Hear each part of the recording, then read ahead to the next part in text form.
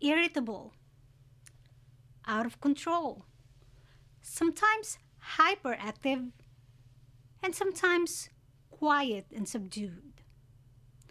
Those are some of the common moods and behaviors of our students in our classroom. Good afternoon. Today is the very first edition of Eyewitness Documentary of University of the Holy Cross. Come join me as I explore the life of our students with emotional disturbances. We will try to know who they are, what they feel, and how educators like us can help them with disabilities. The Individual with Disability Education Act Special Education Advocate Julie Swenson and Special Education Lawyer Attorney Jennifer Laviano provided a clear definition of emotional disturbance and its characteristics. And this is what they have to say.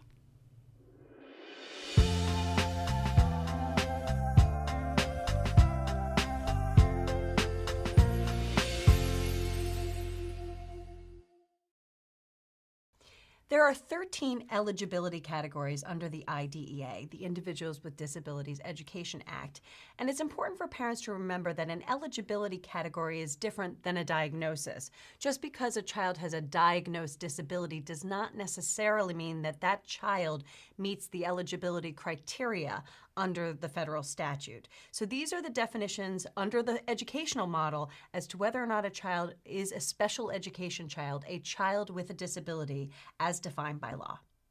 Here's the definition of emotional disturbance. Emotional disturbance means a condition exhibiting one or more of the following characteristics over a long period of time and to a marked degree that adversely affects a child's educational performance. A, an inability to learn that cannot be explained by intellectual, sensory, or health factors. B, an inability to build or maintain satisfactory interpersonal relationships with peers and teachers. C, inappropriate types of behavior or feelings under normal circumstances. D, a general pervasive mood of unhappiness or depression. E, a tendency to develop physical symptoms or fears associated with personal or school problems. Emotional disturbance includes schizophrenia. The term does not apply to children who are socially maladjusted unless it is determined that they have an emotional disturbance. Your state may have other categories or slightly different categories. Right. So there are the 13 definitions by federal law, and then again, your state can add to those, vary them slightly as long as they don't take away a child's right to receive services if they meet the criteria under the federal law.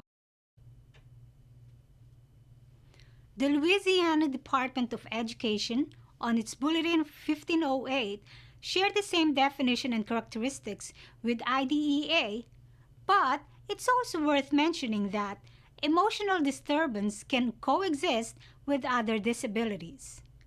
Under functional disability, it says that there should be an evidence of severe, disruptive, and or incapacitating functional limitations of behavior characterized by at least one of the following.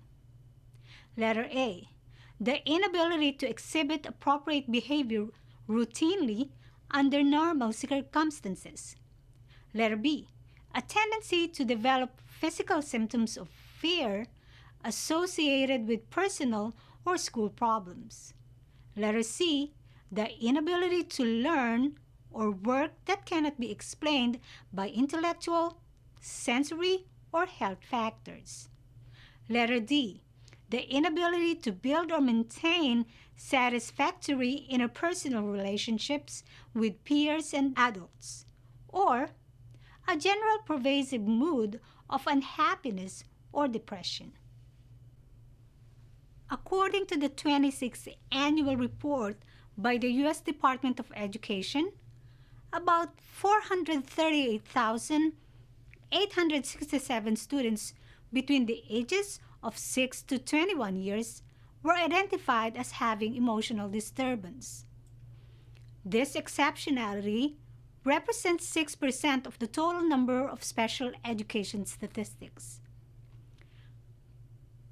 Prevalence studies have suggested that boys outnumber girls in this category. Out of 8 with emotional disorders, 7 of them are boys. These are examples of emotional disturbances. Number 1.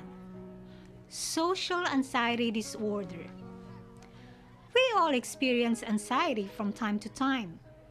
But for many people, including children, anxiety can be excessive, persistent, seemingly uncontrollable, and overwhelming.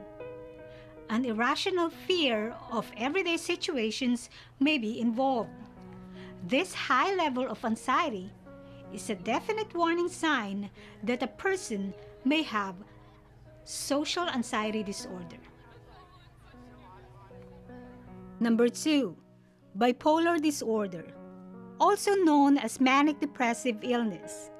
It is a serious medical condition that causes dramatic mood swings from overly high or irritable to sad and hopeless, and then back again. For most people with bipolar disorder, these mood swings and related symptoms can be stabilized over time using an approach that combines medication and psychosocial treatment. Number 3, conduct disorder. Conduct disorder refers to a group of behavioral and emotional problems in youngsters. Children and adolescents with this disorder have difficulty following rules and behaving in a socially acceptable way. It includes aggression, destruction of property, lying or stealing, or other serious violations of rules. It is helpful to provide training for parents on how to handle child or adolescent with this kind of behavior. Family therapy, training in problem-solving skills for children or adolescents, and community-based services that focus on the young person within the context of family and community influences are also helpful. Number 4, eating disorders. Eating disorders are characterized by extremes in eating behavior, either too much or too little. There are 2 most common types of eating disorders. 1. Anorexia nervosa. It is characterized by starvation and dramatic loss of weight. Bulimia nervosa involves a cycle of binge eating, then self-induced vomiting or purging. The most effective treatment for an eating disorder is some form of psychotherapy or counseling, coupled with careful attention to medical and nutritional needs. Number 5, obsessive compulsive disorder, often referred to as OCD, and is actually considered an anxiety disorder.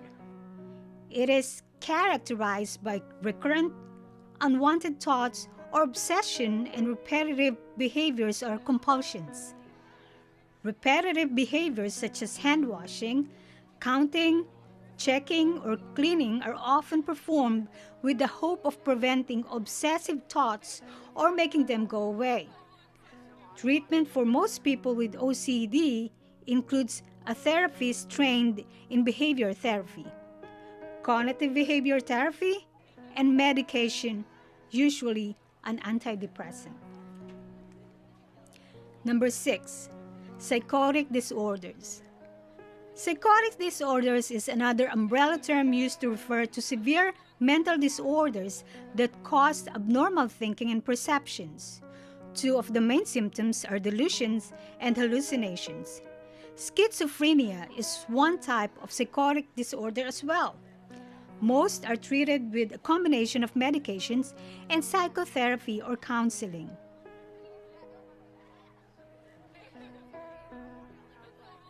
There are other categories of emotional disturbance, such as post-traumatic stress disorder, ADHD, major depressive disorder, among others.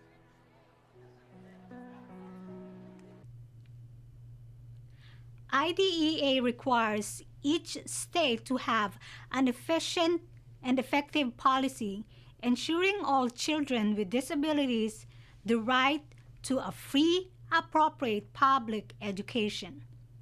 For a child whose behavior impedes learning, the team developing the child's individualized education program or IEP needs to consider, if appropriate, strategies to address that behavior, including positive behavioral interventions and supports.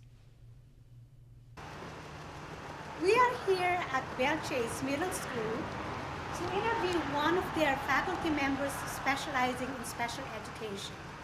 We will try to find out what are the programs they have to help the students with emotional disturbance regarding their academic and emotional needs. Come on. I am so impressed on how their principal, Mr. Joseph Williamson, is hands-on with the students with emotional and behavioral disability. He said that the school has more than 700 students, and their ultimate goal is to establish a safe school environment for their students. I had a great privilege to interview one of their special education teachers doing Tier 2 intervention, Miss Donna D. Riley.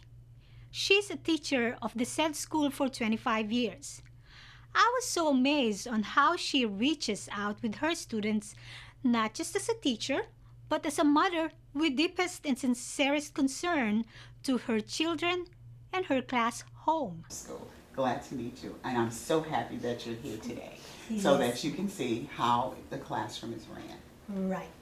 Well, I only have two questions with you about your educational approaches and strategies. Yes.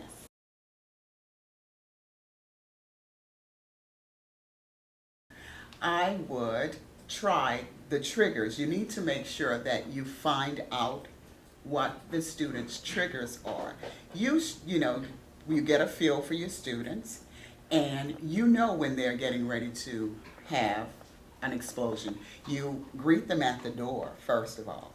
And when you greet them at the door, you know that you can see they're not the same person. So what you need to do is have some type of trigger questions or get their mind off it. And please, whatever you do, don't invade their space. When they're having a bad day, don't put your hands on them.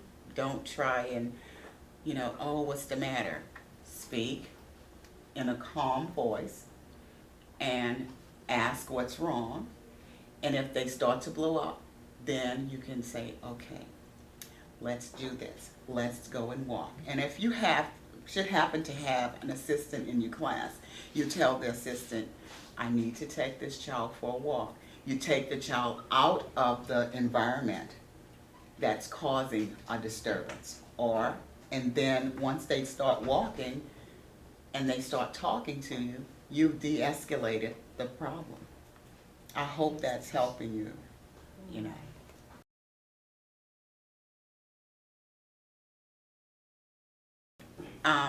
The student is not doing what you ask them to do, usually you stand by them. And usually when you stand by them, they know that you're giving them that undivided attention. And then you bring them back. You bring them back. Oh, look at this right here.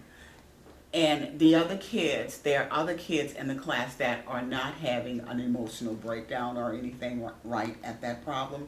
You bring them back. That's all. I have treats. We have bulldog bucks. When I catch a student doing something good, I have these bulldog bucks right here. And when they are doing what they're supposed to be on task, I don't say anything to them as I'm teaching, and I see that they're doing what they're supposed to do. I just put one on their desk. And this is something that each child in the school look forward to getting because they get treats for this. Like what's some of the treats? The treats, they get chips, and the cards go into a big bin, and at the end of the 9 weeks, they get a big prize, a video game, a computer, iPad, cell phones, all those things. And what I do as a classroom teacher, I buy gift cards. And if they have so many, I have chocolates at the bottom and then the big gift card at the top.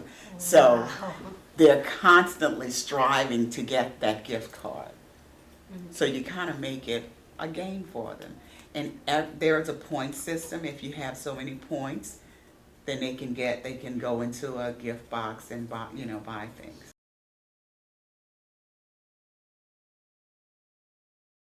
The very first thing that I can tell students that are in classes and ready to approach the special needs students, the very first thing you need to do is establish a rapport with your students.